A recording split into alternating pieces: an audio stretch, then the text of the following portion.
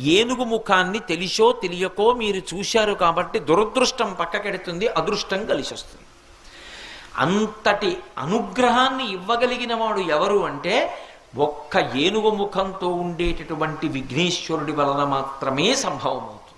అందుకే శ్లోకం పూర్తి చేస్తూ కళ్యాణ రూప అన్నారు శంకరాచార్యులు వారు.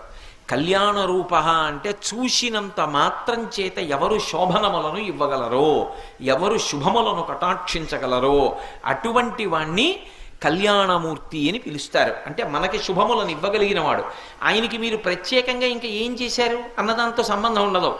మీరొక్కసారి ఆయన వంక చూస్తే చాలు, ఆయన సమస్త అనుగ్రహములను ఇచ్చేస్తారు. అలా ఇవ్వగలిగినటువంటి కళ్యాణ రూపం ఉన్నవాడు కాబట్టి ఆయన మహాదంతి వక్త్రాపి పంచాస్య మాన్య, అంత గొప్ప ఏనుగు ముఖంతో ప్రకాశిస్తూ ఉంటాడు.